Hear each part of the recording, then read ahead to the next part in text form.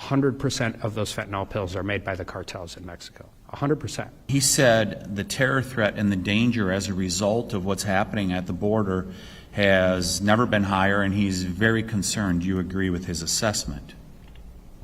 I absolutely agree. We've most definitely seen an increase in the amount of fentanyl that we've been seizing. Would you be willing to help a future administration, if they wanted to get control of illegal immigration, to help return those who are illegally in our country? Would you be willing to help a federal effort in regards to this? I would absolutely be willing to help. Sheriff Jahner? Absolutely, without a doubt. General, you had some ideas, though, because as I said, you can't fix something with nothing. So we know we have all these folks here. There's no airplane, there's no bus, there's no ship that you can put them all on and take them back to wherever it is that they came from. What is it that we have to do? I have to answer that? Like everything we're going to do?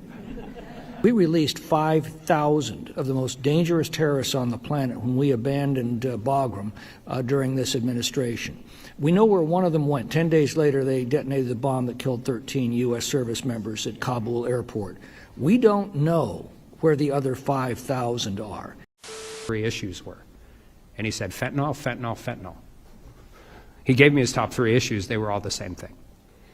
And you can't be farther away from the southern border than Grand Forks. We're 70 miles from the Canadian border. But in every single community across the state of North Dakota, somebody is dying from fentanyl poisoning. 100% of those fentanyl pills are made by the cartels in Mexico. 100%. We oftentimes get into this conversation about whether they're coming in by ports of entry, between ports of entry, U.S. citizens, non-U.S. citizens, all of those different issues. But we lose sight of the fact of the very simple fact that they're all made by the cartels. And it's now my pleasure to introduce today's witnesses. We have with us today the Honorable Drew Wrigley. Drew Wrigley is the current Attorney General of North Dakota. Sheriff Jesse Jahner is the Sheriff of Cass County, North Dakota. Mrs. Rebecca Davis is with us today. She's the Executive Director of the Wahalla Area Chamber of Commerce. Finally, we have with us Sheriff Roger Hutchinson, the Sheriff of Renville County, North Dakota. Thank you, Mr. Chairman, and thank you for another hearing in regards to every state being a border state. Sheriff Hutchinson, FBI Director Ray, when he appeared before this committee in the last year, he said the terror threat and the danger as a result of what's happening at the border has never been higher, and he's very concerned. Do you agree with his assessment? I absolutely agree. So Secretary Mayorkas of Homeland Security has downplayed that. He has said that, no, the southern border is not really any worse than it's been previously, and does not agree with Director Ray. Which one do you agree with? I agree with Director Ray. Sheriff Jahner, tell us a little bit about the scourge of fentanyl, and have you seen a rapid uptick here in North Dakota over the last few years of fentanyl-related deaths? Mr. Chairman and Mr. Tiffany, most definitely that we have. As I mentioned in my testimony, North Dakota is a ripe area for narcotics trafficking because of the increase in profits that narcotics traffickers can make from selling their product in North Dakota or South Dakota. And typically what we see is narcotics being trafficked up to the southern border to what we would consider hub cities. Those hub cities for North Dakota typically are Chicago, Minneapolis. For South Dakota, it's typically up through Denver, and we see some stuff directly coming in from the borders, just directly in without going through those hub cities. We've most definitely seen an increase in the amount of fentanyl that we've been seizing. Would you be willing to help a future administration, if they wanted to get control of illegal immigration, to help return those who are illegally in our country? Would you be willing to help a federal effort in regards to this? I would absolutely be willing to help. Sheriff Jahner? Absolutely, without a doubt. I yield back. And I was just kind of curious, when did that become more of an issue? When did you, in the past, have the patrol agents been very helpful? And I'm just wondering if it's more of a trend, because you did mention it was politics over policy in your opening statement, and so I'm just kind of curious about that. Yeah, Mr. Chairman and Ms. Fischbach, thanks again for the question. More probably over maybe the last year and a half. The situation that I spoke to in Absaraka is just one that I brought to light. We've had other instances where our deputies have made traffic stops with people who are in the country illegally, and typically through those interactions we'll contact Border Patrol as well to look for guidance maybe based on what the information that person is giving us. And we're even on our traffic stops, we're not getting the help that we used to. So typically when we would contact them if we had concerns or issues with someone and maybe stories not making sense in our interactions with these individuals, they would come out and assist us through those investigations. Most certainly operating the jail as a sheriff when we are able to detain people for illegal activity. We've seen a little bit of maybe decrease in that as well, where Border Patrol agents would typically come down to our jail and help further those interviews, those investigations. Typically now it's more over the phone that those type of interactions happen. And again, much like Sheriff Hutchinson said, this is not meant to provide any negative commentary for boots on the ground, because we've worked with those individuals for a long time and they're good partners. I think they're being restricted. Has your experience with assistance been similar? Mr. Chairman, Mrs. Fischbach, yes, ma'am. It is definitely a change in how they operate that I'm assuming is policy related. So whenever a chief of Portal Station comes to a sheriff's association and literally says that their policy is not to respond if it's just a undocumented migrant, which that before they would definitely send a patrol agent out to interview and process the person, and even if they didn't start deportation procedures, at least that person was in the system, and now that is not happening. General, you had some ideas, though, because as I said, you can't fix something with nothing. So we know we have all these folks here. There's no airplane, there's no bus, there's no ship that you can put them all on and take them back to wherever it is that they came from. What is it that we have to do? I have to answer that? Like everything we're going to do? Mr. Chairman, Mr. Kelly, I appreciate. Now, you made a mistake. You gave me your cell phone because you and I are going to be friends. I can tell. And I wish that my colleagues in the Attorney General's office were watching right now, because this is the way most of our days start as we discuss the news of the day and what's going on with this level of passion that you're describing. One of the discussions we had, if you're referencing in the hallway, is the idea that it's a very real problem to have millions of people who have come into this country illegally, at least hundreds of thousands of them who are themselves criminals, even before they make the criminal act of coming across the border. And the federal government's not doing a good job of keeping statistics of crimes that are being committed in the United States by people who have recently come across that border. And I don't blame them when you consider that it's their policy that's allowing that. The chairman pointed out that this wasn't a problem just prior to the administration taking hold and changing the policies and opening the doors. One of the things that we mentioned in the hallway was the idea, and I pledge myself to it, I can pledge this effort in North Dakota, if there's going to be an effort, and there needs to be, let's say there's a change of administrations, and there needs to be an effort to deport people who have come here illegally in way too many instances. It's not just anecdotal. They mean us grievous harm. They don't love this country. They didn't come here because they love the American way. I'm sure they can find those anecdotes too, but we understand this. And they're coming over from all sorts of countries, by the way, even through the northern border. Representative Fischbach mentioned when you push the balloon, it expands elsewhere. Let me go through the list. I mentioned the border encounters. Here are the countries that are represented coming across the northern border. Canada, 261. This is just for fiscal year, recent fiscal year. India, Mexico, China, Romania, Ukraine, Philippines, Brazil, Ecuador, Honduras, Guatemala, Colombia, El Salvador. In a more recent year, the most recent year for which we have statistics, those countries add Cuba, El Salvador, China, Turkey. The list goes on and on and on. They're just finding a way into the country. So I will pledge the office of Attorney General in North Dakota to this effort, and I've already started reaching out to colleagues of mine around the country. It will take a concerted effort of attorneys general, large city DAs, people in law enforcement, sheriffs, chiefs of police, and other organizations to band together, pursue federal policy of rounding up. It's a foul-sounding word, but it's necessary. They are releasing people with a slip of paper saying, you've come to this country illegally. We'll see you at your hearing in 2029 or 2030. It's laughable. I cite to the 19 hijackers just as a historical footnote to remind us when millions are coming across illegally, hundreds of thousands who mean us grievous harm, untold thousands who are committing crimes, heinous violent crimes in this country as we speak, 19. Changed the world. And now we have a policy.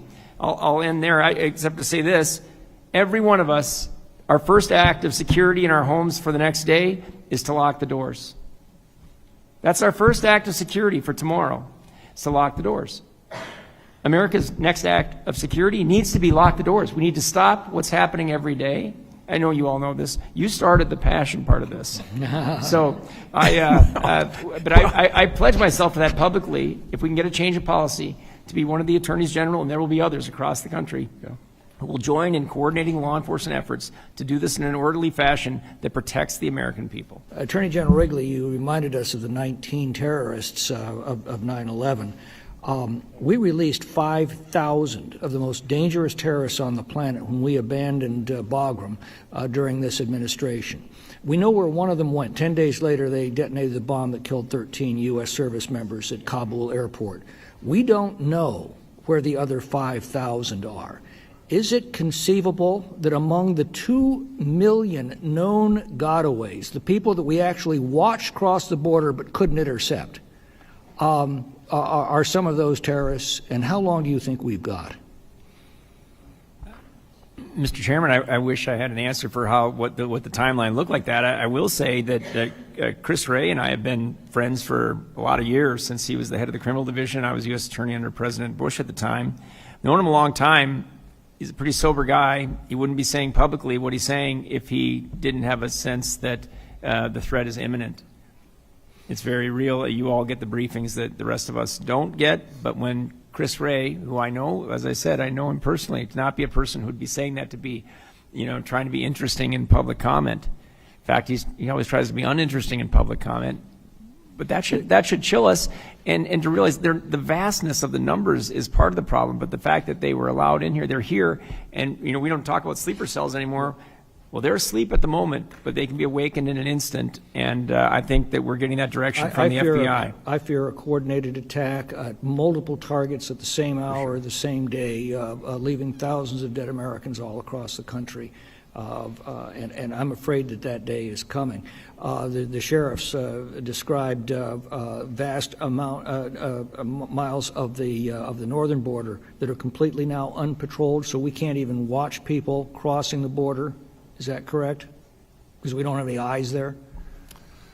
Not human eyes. Of course, there are cameras that are out there, but if we the can't northern intercept border's them, open, sir. we know nothing about them. Sheriff Jahner, in response to Mr. Fitzgerald, you mentioned that you run a background check on the illegal migrants that you encounter, but if they're illegally crossing for the first time, they have no record in the United States. So do you know anything about them? Mr. Chairman, that would be correct. I mean, and at that point, we don't. So that if this is a convicted murderer who's escaped Venezuela, you don't have that information available to you. Do not have that I assume you information. turn them over to the Border Patrol. What does the Border Patrol do with them?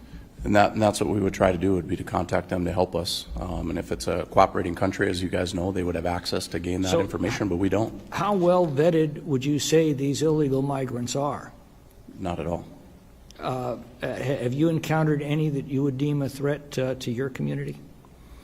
Well, I don't know that because we're not able to always get cooperation and run those background checks on everyone. Sheriff Hutchinson? I wouldn't know that information either. I can just tell you that we do have people coming across the border. Some of them we catch, some of them we don't. How would you describe the difference between your department's experience with the Border Patrol during the Trump administration compared to today? They were staffed better. And like I said, we typically only have one deputy on patrol at a time. And Border Patrol was our biggest agency that would back up our deputies. And now that doesn't exist because they're just not out there. Sheriff Jahner? Mr. Chairman, I would say that over the last 1.5 to 2 years is where we've noticed the change. I'm sorry, say again? Over the last 1.5 to 2 years is where we've noticed the change. And what's the change? With the cooperation, just less cooperation. What do the Border Patrol officers tell you privately? Well, in the one situation that I mentioned to you, there was one of the agents had mentioned to us with the current political environment, they didn't believe that they'd be able to assist us. I don't know what that means. Sheriff Hutchinson, what do they tell you? Mr. Chairman, I think they are as frustrated as we are. Ms. Davis, could you describe the local economy pre-lockdown compared to today? Mr. Chairperson, Chairman, the economy, as I know it, seemed to be a lot better prior to the restricted hours. People were able to come across more freely. Frost Fire Park was booming. Hotel stays were up. The campground was full every weekend, typically with Canadian visitors. And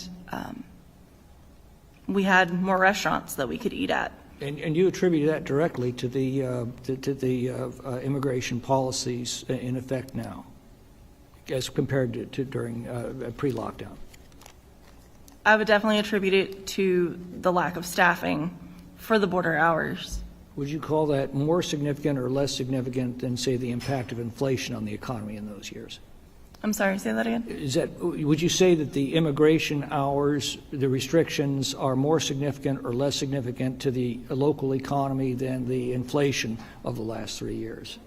I think it's more significant. Just before this, I want to preface this because I agree with you all very much so, that the boots on the ground are as frustrated as anybody else. The policy is not being written in the U.S. Attorney's Office in North Dakota, and we'll get back to BIA here in a second because I think that's important. These are leadership decisions that are causing as many frustrations with federal law enforcement as they are with state law enforcement. So to anybody watching this or understanding this is, we need to give them the tools they have to do their job, and they know how to do it because they've done it before. But you and I both practiced in federal court at a different time and under different policies and administration. And how would that have been handled? Do you think it would have waited 5 days to get a phone call back? Mr. Chairman, Representative Armstrong, I mean, of course not. They would have been detained immediately. And the day that this happened, Sheriff Jahner and I were on the phone discussing the matter, and to leave people with their hands up, not knowing what's to take place next, and to understand that the vulnerability is there. To the other question, you don't know you know that they're there illegally, or you suspect that. You know that you don't know what their records are. You don't know what brought them here, what their intentions are, what they're up to. And there's not anything that you can do. Our BCI agents don't have the ability to swoop in and make that arrest. They're not able to do that lawfully in that instance. And so you're left, and yet it shouldn't surprise us. An administration that has opened the border has opened the interior. And so, no, we would have done. There would have been federal involvement immediately. There would have been an on-the-ground investigation at that point, assisting, working with local law enforcement. And if they would have slapped detainers on them and moved forward with it, they would have been detained and it would have been determined before they were ever released. And that's my second they were. question, because I think this is really important, because this shows you where the policy is the problem. When you were practicing U.S. attorney either in your first time or your second time, if somebody, an illegal reentry of a previously deported alien has a detention hearing within 48 hours, what percentage of those people were being released prior to either deportation or criminal trial when you were the U.S. attorney? Being released? Being released after they were pretrial detention for it being illegal reentry. Well, I wouldn't be able to give you a percentage. It just wasn't the I can policy. tell you 100% of my clients were detained prior till trial. And that is just simply not as what is happening now. We weren't targeting you. No, I think it was a matter. It was a standard policy, and that is a very different thing. Sheriff Hutchinson, I think one of the things I learned when I went to Eagle Pass, and I don't understand this, and I want to go to the 4 agents on patrol, is people forget the border's not linear. The border extends all the way down into Cass County, all the way into everywhere. But when you don't have 4 patrol agents, federal patrol agents, they're not just patrolling the border. They're patrolling a large rural area of North Dakota looking for things that may have gotten across the border. So when you don't have 4 patrol agents at the federal level, who takes up that slack in your county? Oh, well, Mr. Chairman, Mr. Armstrong, we try. Yeah. One person on duty, like I repeated for the 3rd time now. It's difficult because, like I said, we don't know who's coming across. Criminals are like water. They will follow the path of least resistance. Do you think that people, particularly more sophisticated criminal elements, are aware of the fact that there are no longer Border Patrol agents patrolling the northern border? From my previous life, absolutely. And I do, and I want to go to Ms. Davis, because I think people, it's not like we're asking for something new. They took away something that was essential to these communities. And I think for a lot of people who represent different areas of Congress, or different areas of the country, they don't understand what it means when you lose one restaurant in Wahalla, or when you lose 2 hours of business at a co-op, or what that does to the fabric of the community. And you're on the front line, of this. People are angry. People are really, really frustrated, and not just in the illegal activity, but in the lack of any kind of care at all for what our communities need to survive, and what has been taken away from us in economic activity because of bad policy. So, this is more than like a one business closing. This is something that affects the entire community, the entire economy, and in the entire chain of commerce. And just what is the frustration level of your communities going through all of this at the same time where they can watch what's happening at our southern border and just look at this and say, I might lose my business because we can't have the normal chain of commerce that we used to have? I would say, Mr. Armstrong and Mr. Chairman, the level of frustration in our community is pretty high. We aren't able to go see family members. What should be a quick trip then takes hours. It's 2 hours from Wahalla to Grand Forks. So say if I was to come grocery shop in Grand Forks, that's 2 hours down here and then 2 hours back. Our grocery store is super small. It's limited. I love the resource it provides, but it's not always the one-stop shop. And then that trickles down because our community then has the leakage. So we rely on the Canadians to fill in for the leakage of funds from the community. The prom committee, they were shuffling around trying to find where to host the dance or the meal prior to the dance. Like, kids were having to go to other communities further away to have their dinner for prom, to take their date or what have you. And it shouldn't be that way. It wasn't that way to start with, and it shouldn't be that way now. I think that's like the entire fabric of the community changes. And these are some of the greatest small towns. And when I mean small towns, I mean small towns in the whole country. And by real policy decisions that have affected how we conduct legal commerce on the border at the same time where we just allow the open flow of illegal commerce on the border is really, really, truly affecting everybody in the ag community, everybody in the small community, every small sheriff's department on the northern border who is diverting resources to do a job the federal government is supposed to do. And without objection, the hearing is adjourned.